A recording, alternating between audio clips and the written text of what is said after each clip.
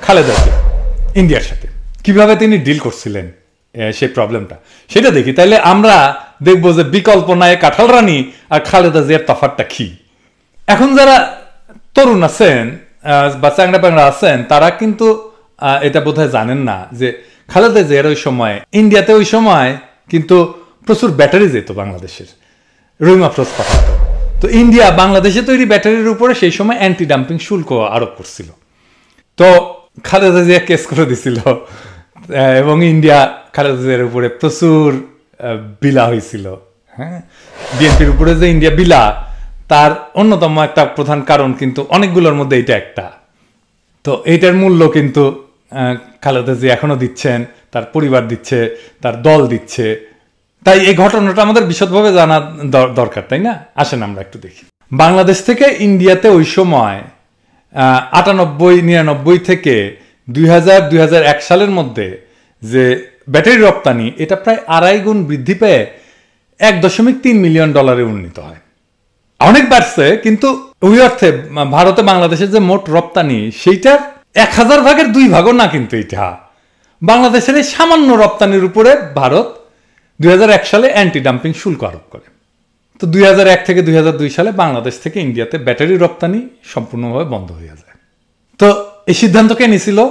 ইন্ডিয়ায় শুল্ক আরোপের সিদ্ধান্ত নেয় ওই দেশের মানে ইন্ডিয়ার অ্যান্টি ডাম্পিং মহাপরিচালকের দপ্তর, director general of anti dumping মানে ডিজিএডির সুপারিশ অনুসারে। ডিজিএডি এটা কেন করছিল? কারণ ইন্ডিয়ার 2টা ব্যাটারি কোম্পানি অভিযোগ জমা দিচ্ছিল। তো ডিজিএডি একটা অনুসন্ধান চালায়। এই অনুসন্ধানের আলোকে ডিজিএডি এই সিদ্ধান্ত উপনীত হয় যে বাংলাদেশ থেকে ব্যাটারি ইন্ডিয়াতে ডাম্প করা হচ্ছে। এর ফলশ্রুতিতে ভারত বাংলাদেশের ব্যাটারি রপ্তানির উপরে 131% অ্যান্টি ডাম্পিং শুল্ক আরোপ করে। ওই সময় আমি তো কইছি আগে যে বাংলাদেশের প্রধান ব্যাটারি রপ্তানিকারক প্রতিষ্ঠান ছিল রহিম আফরোজ। তারা ভারতের এই সিদ্ধান্তকে অযৌক্তিক মনে করে পরবর্তীতে ভারতের হাইকোর্টে অ্যান্টি ডাম্পিং শুল্ক আরোপের বিরুদ্ধে যুক্তি প্রমাণ দিয়ে আপিল করে। কিন্তু তাদের আপিল এই 2 জায়গাতে প্রত্যাখ্যান করা হয়। হ্যাঁ, করাই হবে, তো তারা তো নিজেরটা বেশি বোঝে, ভালো বোঝে। তো এর মধ্যে 2001 সালের অক্টোবরে বিএনপি সংসদ নির্বাচনে বিপুল সংখ্যাগরিষ্ঠতা নিয়ে জয়লাভ করে বেগম খালেদা জিয়ার নেতৃত্বে সরকার গঠন করে। নতুন সরকার ক্ষমতা গ্রহণের সাথে সাথে এই বিষয়টা ইন্ডিয়ার কাছে উত্থাপন করা হয়, কিন্তু ইন্ডিয়া এটা কানে নেয় না। ভারতের বাণিজ্য মন্ত্রী অ্যান্টি ডাম্পিং শুল্ক প্রত্যাহার করতে অস্বীকৃতি জানায়। তখন বেগম জিয়া সামনে 2টা পথ খোলা ছিল। একটা হচ্ছে ভারতের অ্যান্টি ডাম্পিং শুল্ক মেনে নিয়ে চুপ করে থাকা, আর 2 নম্বর পথ হচ্ছে বিষয়টা নিয়ে WTO ডিসপিউট সেটেলমেন্ট প্রক্রিয়ায় একটা কেস করে দেওয়া। প্রথম পথটা মানে ইন্ডিয়ার এই অন্যায্য পদক্ষেপ মেনে নেওয়াটা ছিল খুব সহজ। এতে ইন্ডিয়া খুশি থাকতো, তাই না? বেগম জিয়ার উপরে বিলা হইতো না, বিএনপির উপরে বিলা হইতো না। কিন্তু বেগম জিয়া কি করছিলেন? খালেদা জিয়া সহজ পথটা গ্রহণ না করে WTO তে কেস করে দেয় সরকারিভাবে। WTO তে যাওয়ার পথটা কিন্তু সহজ ছিল যে তা কিন্তু না। প্রথমত এতে ইন্ডিয়া অসন্তুষ্ট হয়েছে, সম্ভাবনা ছিল এবং আসলেই হয়েছে। তাছাড়া আমাদের ইন্টারনাল যে এক্সপার্টাইজ এই সমস্ত কেস ডিল করা সেটা ওইরকম ছিল না। কিন্তু খালেদা জিয়া বাংলাদেশের বাণিজ্য স্বার্থকে বিবেচনা করে এই কূটনৈতিক ঝুঁকি নেওয়ার সিদ্ধান্তটা গ্রহণ করেন। তোমরা আগেই তো বলছি যে এই যে ডিসপিউট সেটেলমেন্টের যে বিবাদ মীমাংসা প্রক্রিয়া ডিল করার জন্য যে জনদক্ষতা দরকার, সেইটা প্রাতিষ্ঠানিক সক্ষমতা বা জনদক্ষতা সেই সময় বাংলাদেশের ছিল না। আমাদের সৌভাগ্য যে ওই সময় জেনেভায় অ্যাডভাইজার সেন্টার অন WTO ল তারা আমাদের সহযোগিতা করতে রাজি হয়। তো এই কেসটা করার জন্য তাদের একটা আইনি ফি ছিল সেই সময় $1,50,000 মানে $1.5 লক্ষ আর কি। মানে সেই সময়ের হিসাবে এইটা 75 লাখ টাকার মতো আমার হিসাবে হবে আর কি, যদি আমার হিসাব ভুল না হয়ে থাকে ওই সময় এক্সচেঞ্জ রেট যা ছিল। কিন্তু খালেদা জিয়া পার্সোনালি রিকোয়েস্ট করেন অ্যাডভাইস সেন্টারকে যে যেন এটা কম খরচায় করে দেওয়া হয়। আজকে তো হাসিনা খালেদা জিয়ার নামে বদনাম করে যে উনি এতিমের টাকা মাইরা দিচ্ছেন। হ্যাঁ, কিন্তু খালেদা জিয়া পাবলিক মানি খুব সাবধানে খরচা করতেন। এইটা ওনার সাথে যারা কাজ করছেন আমি এরকম একাধিক মানুষের কাছে শুনছি আর কি। কোথাও কিছু খরচা বাঁচানোর সুযোগ পাইলে তিনি সেটা সদ্ব্যবহার করতেন। যাই হোক, এটা আপনারা করতে পারবেন, যে কেউ এটা চেক করতে পারবেন যে ওই অ্যাডভাইস সেন্টার কত নেয় মামলায়, বাংলাদেশ কত টাকা দিচ্ছে, তাই না? তো রেকর্ড আছে।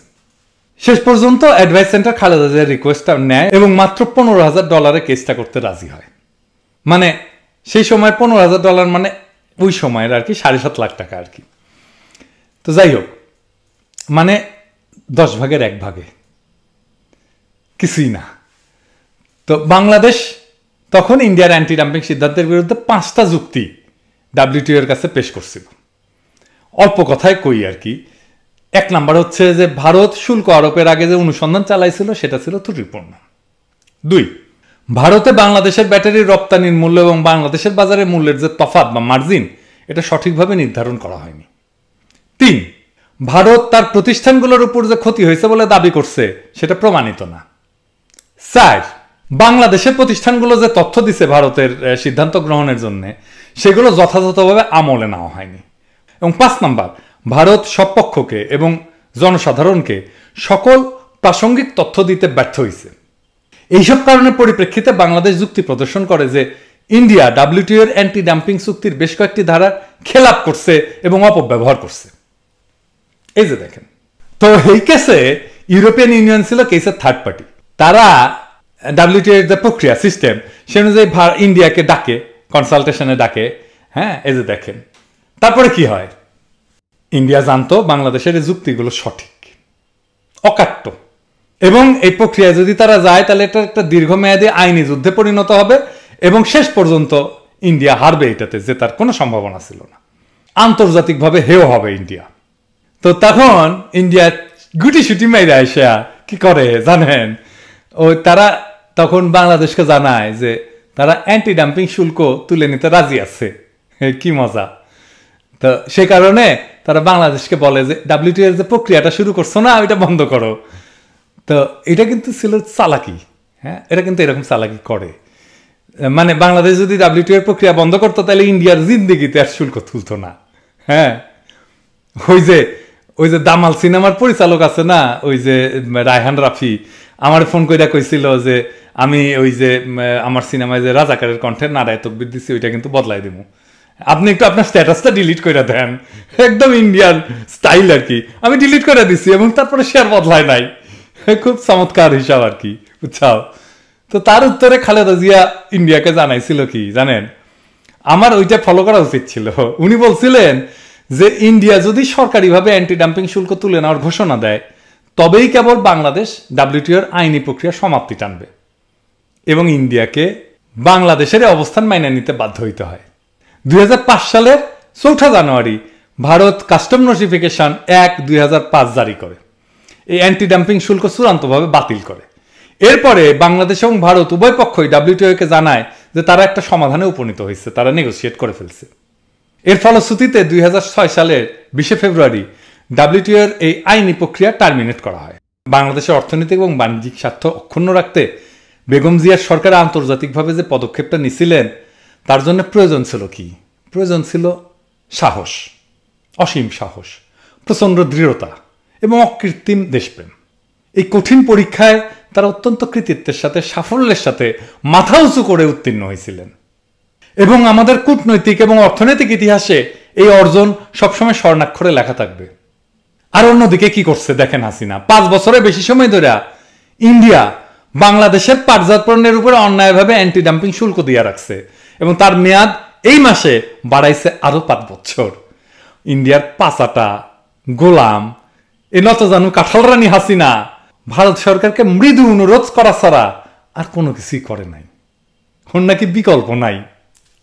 তো আজ যখন ইন্ডিয়ার প্রমোত্তরীগুলা বাংলাদেশের বুকের উপর দিয়া এদেশের 1100 কিলোমিটার দীর্ঘ নদীপথ ব্যয়ে চলবে আর আমাদের দরিদ্র পাট চাষী ভাইরা আর পাটকলের শ্রমিকেরা অসহায় দৃষ্টিতে তাকায় তাকায় দেখবেন, আফসোস করবেন এবং আক্ষেপ করবেন এবং হাহাকার করবেন, এইটার জবাব কি হাসিনা দেবে? তাই আজকা আমাদের কৃষক আর শ্রমিকদের জানা দরকার ওই প্রমোত্তরীর আনন্দে লুকায় আছে তাদেরই বঞ্চনার শব্দ। পাট চাষ কইরা যে পাপ করছিল তারা, সেই বঞ্চনার তেলেই এই লঞ্চগুলো প্রমোত্তরীগুলো চলে। তাদেরই ভাগ্য, তাদেরই শ্রম যা হাসিনা সরকার শুধু ক্ষমতায় থাকার বাসনায় ভারতকে উপঢৌকন দিছে। কারণ আপনি, আমি, বাংলাদেশের কৃষক, বাংলাদেশের শ্রমিক, বাংলাদেশের জনগণ তো হাসিনার কাছে কিছু না। আমরা তো তাদের প্রজা, আমরা তার টাকা কামানোর মেশিন। আমরা পরিশ্রম করব আর হাসিনা সেটা খাবে, বিলাবে আর পালানোর সময় বাইন্দা নিয়ে যাবে।